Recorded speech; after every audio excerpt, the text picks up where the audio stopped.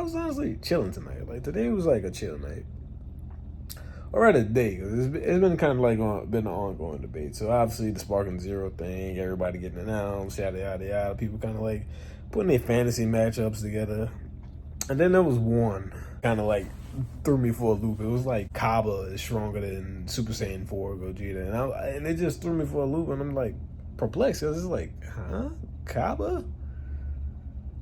And like I started to scratch my head. Like maybe I missed something. Like maybe there was something I missed. Maybe like I didn't actually watch the show right, or maybe I'm just remembering it wrong. Because it honestly made me feel stupid as a Dragon Ball Super fan. Well, no, you can say Dragon. Well, I'll say Dragon Ball because it kind of like lumps everything together. That way you don't have to specify what type of fan you are.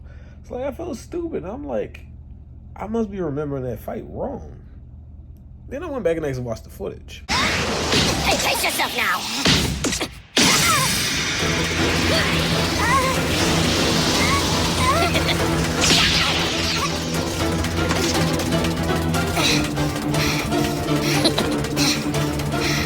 What's wrong? Are you tuckered out already? I was like, bruh, I remember the fight exactly right how it went. Because, like, they online making the nigga seem like he was hit a Broly or something like that. Like, he was like, he did this and he did that. If it was like a meme, I would have been like, understandable.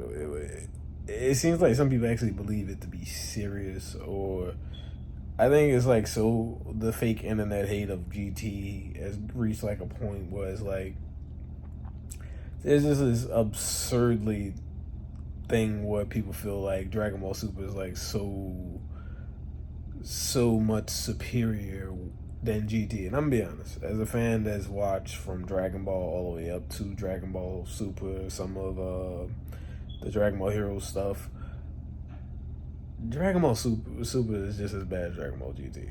It very much is. Like, Dragon Ball Super peaks or are higher than that of GT. I'll admit that. The peaks are high. Like, the thing that save is kind of like the transformations and a lot of stuff in the fights. But at the same time, you can kind of like, even from like I think like the very first episode or some shit like that, when Goku got shot by bullets, like from that point, Goku's intellect in the fucking show, it like he was here, like he was like up there in Dragon Ball Z, and then like it just somehow he just came all the way back down. Like he dropped even below probably like Dragon Ball level into a territory of idiocracy, that stupidity that like you've never seen Goku in such a long time. Kind of like a weird space to be in as far as the show. And it's just like certain things, like even if like you compare like the fill arcs to Dragon Ball GT, or even the writing at some point in time, like you can honestly compare both of them as what and what. The only thing Super beats, or you can even talk about the Super Saiyan transformation, like how like they could just kept that a mystery, like the whole tingly thing in my back, the various unexplained Super Saiyan transformations. There's like no explanation as to why Trunks has this form, why Broly has that form, why does Kale have this form, why does Gohan have this form. There's like zero explanation. Like, yeah, it's kind of like easy to explain, like based off his fans' interpretation. Okay, I think I've seen it before. Gohan went like the Kai pad, Goku went the Angel pad, Vegeta went the Angel Destruction pad, Broly went the Beast path. No, not Beast, or the 8 path or something. I think it was like the 8 path or something like that. But then again, you gotta explain Trunks. Like, what is Trunks? Like, is he the peak of the hybrid Saiyan transformation without Gaki? I mean, without Angel? No, without Kai. But technically, okay, yeah, without Kai Ki. Like, there's like so much, and it's kind of like the Power Ranger forces of transformation. Like they all are cool, they all are unique and beautiful. Even the ones in like Heroes are cool, but you still can point out like, okay, at some points the writing it's stupid. For instance, Trunks being able to compete with Goku Black and stuff like that. Like, yeah, at a certain point you can point out like the show's inconsistency, because Trunks jumped from like whatever level he was up to Super Saiyan Blues and Rose levels, and even the Merza monster, I think he was competing with him. So it's like you wouldn't. That's like shit you wouldn't see in like the Cell saga. That's like Krillin for when he tried to fight Cell, and Cell is just over there reflecting his like his glorious beauty. It's like both shows can be ass at a certain point in time. Neither one of them are perfect. So the hate that the shows get is kind of like you roll your eyes at. As far as like Cabba being strong, I think a lot of people kind of like get. There's a quote, two of them in particular, that I know people kind of get misunderstood, and obviously there's a lot of shit again that's not explained in Dragon Ball Super. Like when Goku absorbs the God Ki, a lot of people go off the idea that okay, Goku's base is as strong as Super Saiyan God. I'm not feeling weaker at all. What's going on, Lord Beerus? How the hell should I know? I don't know. Don't gods know that stuff?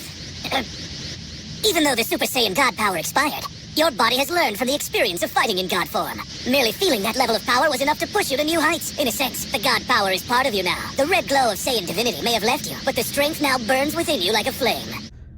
Like, that's like everybody's like go-to. Oh, his base is as strong as Super Saiyan God. His base is as strong as Super Saiyan God. It's like, I don't think it's like necessarily confirmed nor really explained well within the series. But, you know, that's something they go off of. So then they go past Resurrection of F. That's when they get Super Saiyan God, Super Saiyan, and then they go past that and, you know, to the tournament. Now, an actual tournament, Vegeta makes a statement. Because, like, Cabba fires a Gala gun, Vegeta catches it, you know, Vegeta does his thing. People overhype that fight. Like, it's not back and forth. The people on Twitter today overhype that fight. Vegeta just makes one statement that Cabba's as strong as him or some shit like that. Like, not bad! In my natural state, we're evenly matched!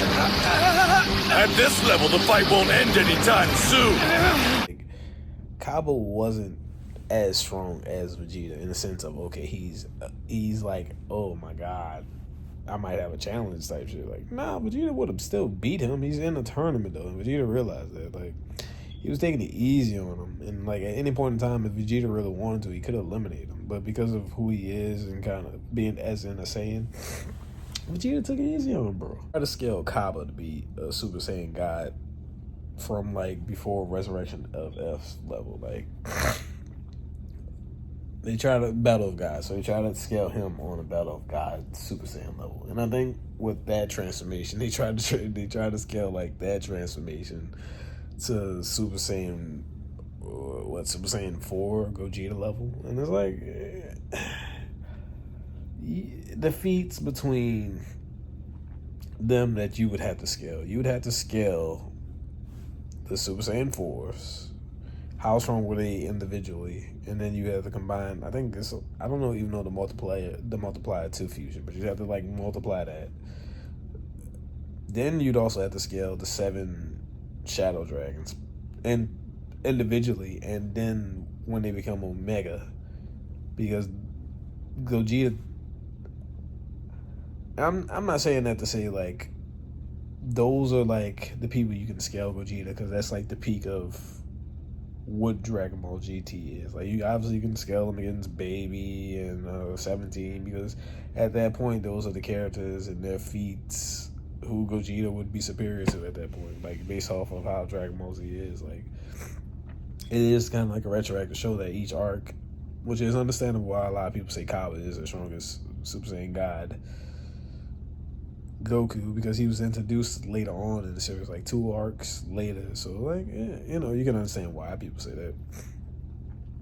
But at the same time, it depends on if in base, because it's not even Super Saiyan, it's in base, people try to argue that base form Vegeta is stronger than Super Saiyan God Goku, which I don't think it kind of works like the Super Saiyan transformation where that would be possible. But even then, because like when you think about it, when you jump from, I think even all the Z arcs, I don't think they've ever really been as strong as the other Super Saiyan transformation. It's kind of like everybody's latching on to those 2 quotes. Super Saiyan God, he absorbs Super Saiyan God Ki, and over here if Vegeta says Cabba's as strong as him while he's fucking washing the guy, and he's pretty much just letting him survive the entire time. And I don't know. It's like I'm just actually scratching my head at this shit.